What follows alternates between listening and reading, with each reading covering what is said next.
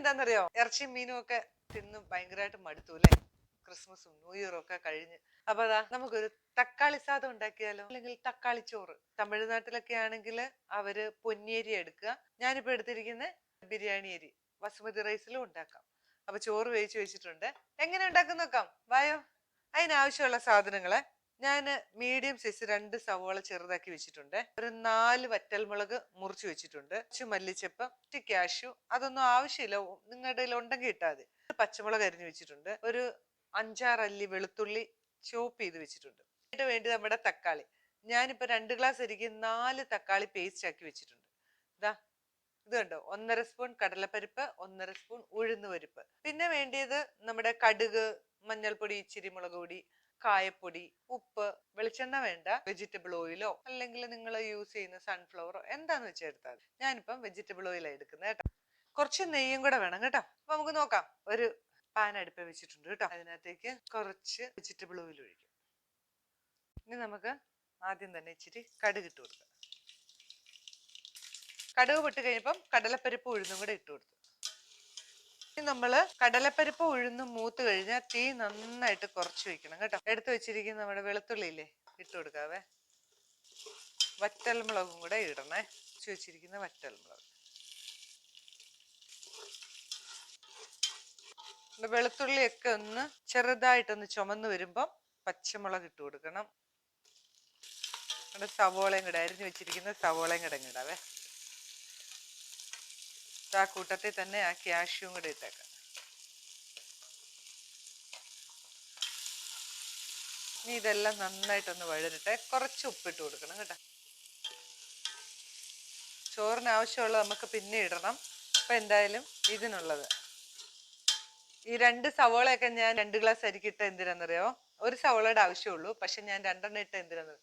നമ്മൾ വേറെ കറി ഒന്നും കൂട്ടുന്നില്ല എന്ന് പറഞ്ഞാൽ ഒരു സാലഡോ ഒരു അച്ചാറോ വേറെ ഒന്നും അതിൻ്റെ കൂടെ കൂട്ടുന്നില്ല. അപ്പം ഇച്ചിരി ഇതൊക്കെ ഇല്ലെങ്കിൽ ഒരു കഴിക്കാനൊരു രസം വേണ്ടേ, അതിന് വേണ്ടിയിട്ട്. ഇത് നല്ല രസം കേട്ടോ. ഇതിങ്ങനെ നമ്മൾ ഈ ഇറച്ചി മീനൊക്കെ മടുത്ത് കഴിയുമ്പോഴത്തേനും ഇങ്ങനെ ഒരു സാധനം, ലെമൺ റൈസ് അതുപോലെ തന്നെ ടൊമാറ്റോ റൈസ് ഒക്കെ ഉണ്ടാക്കിയാൽ നല്ലതാ. ഒരു ചേഞ്ച് വയറിനൊക്കെ ആണെങ്കിലും. ഈ മസാല ഉണ്ടാക്കി വെച്ചിട്ടേ ഒരു 4 ദിവസം വരെയൊക്കെ ഫ്രിഡ്ജിൽ ഇരുന്നോളും കേട്ടോ. ഇതെല്ലാം മിക്സ് ചെയ്ത് ഈ ടൊമാറ്റോ പേസ്റ്റ് എല്ലാം സെറ്റ് ആക്കി കഴിഞ്ഞിട്ട് ഈ മസാല നമുക്ക് വേണമെങ്കിൽ കുറച്ചെടുത്ത് മാറ്റി വെക്കാം. 2 ദിവസം കഴിഞ്ഞിട്ട് ഉണ്ടാക്കി പിള്ളേർക്ക് കൊടുക്കുന്നതിനൊന്നും ഒരു കുഴപ്പമില്ല. ഒരു 3-4 ദിവസമൊക്കെ ഫ്രിഡ്ജിൽ ഇരിക്കും. ഏകദേശം സവോളയൊക്കെ നന്നായിട്ട് വഴന്ന് വന്നിട്ടുണ്ട്. ഇനി നമ്മൾ നമ്മുടെ തക്കാളി ജ്യൂസാണ് ഒഴിക്കുന്നത്. ഈ തക്കാളി പേസ്റ്റ് ആക്കാൻ ഇഷ്ടമില്ല, അരിഞ്ഞാണേലും ചേർക്കാം കേട്ടോ. ഇത് ഒരു എന്താ പറയാ, ചോറിനൊക്കെ ഒന്നും കൂടെ ഒന്ന് സോഫ്റ്റ് ആകണമെങ്കിൽ ഒരു പേസ്റ്റ് ആക്കി ഇടുവാണെങ്കിൽ ഒന്നും കൂടെ നല്ലതാണ് കേട്ടോ. ഇതിന്റെ ഈ ജലാംശമൊക്കെ ഒന്ന് വറ്റി നന്നായിട്ട് വരട്ടെ. അതിനുശേഷം പൊടി ചേർത്ത് കൊടുക്കാവേ. നമ്മുടെ തക്കാളിയിലെ ജലാംശമൊക്കെ ഇങ്ങനെ വറ്റി വരുന്നുണ്ട്. ഈ സമയത്ത് നമുക്ക് പൊടികൾ ചേർത്ത് കൊടുക്കണേ. ഇതാ കുറച്ച്, ഇതിന് 1 സ്പൂൺ മുളക് പൊടി, കാശ്മീരി മുളക് പൊടി തന്നെ വേണം കേട്ടോ. ഇത് എരിവിന് വേണ്ടിയിട്ടല്ല. 1/2 സ്പൂൺ മഞ്ഞൾപ്പൊടി. നമ്മൾ ചേർക്കുന്ന കായപ്പൊടിയാണ്, ഇത് മതി. ഇനി നമുക്ക് കുറച്ച് ഉപ്പും കൂടെ ഇട്ട് കൊടുക്കണം. ചോറിനേക്കുള്ളതും കൂടെ ചേർത്തിട്ട് ഉപ്പിട്ട് കൊടുക്കണേ. നമുക്ക് നോക്കിയിട്ട് ഇടാം. ഇങ്ങനെ ഉണ്ടാക്കുന്ന ഈ മസാലയാണ് നമ്മൾ ഫ്രിഡ്ജിൽ എടുത്ത് വെക്കേണ്ടത് കേട്ടോ. എന്നിട്ട് 2-3 ദിവസമൊക്കെ ഉപയോഗിക്കാം. നമുക്ക് ചോറിട്ട് കൊടുക്കാവേ. ചോറ് വേവിച്ചിട്ടേ ഇച്ചിരി തണുക്കാൻ വെക്കണം കേട്ടോ. തണുത്ത് കഴിഞ്ഞിട്ട് വേണം നമ്മൾ ഇത് ഉപയോഗിക്കാനേ. ഇനി നമുക്ക് ഇതിനകത്തോട്ട് തട്ടിയിട്ടേക്കാം ചോറ്. ഇനി നമുക്ക് നന്നായിട്ടൊന്ന് മിക്സ് ചെയ്യണം. മിക്സ് ചെയ്തിട്ട് 2 മിനിറ്റ് അവിടെ ഒന്ന് മൂടി വെക്കണം. ഉപ്പുണ്ടോന്ന് നോക്കണേ. ഫുൾ ഉപ്പും കൂടി ഇടാം.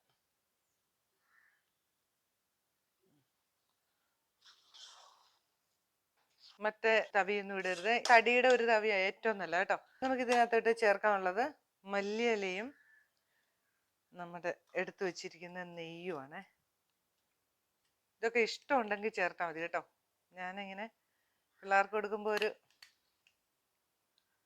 നമുക്ക് ഒരു 2 മിനിറ്റ് ചെറു തീയിലൊന്ന് മൂടി വെച്ചിട്ട് സ്റ്റൗ അങ്ങ് ഓഫ് ചെയ്തേക്കാം. നമ്മുടെ സ്റ്റൗ ഒക്കെ ഓഫ് ചെയ്ത് കേട്ടോ. തുറന്നു നോക്കണ്ടേ, കണ്ടോ? ഒന്ന് മിക്സ് ചെയ്തെടുക്കാം.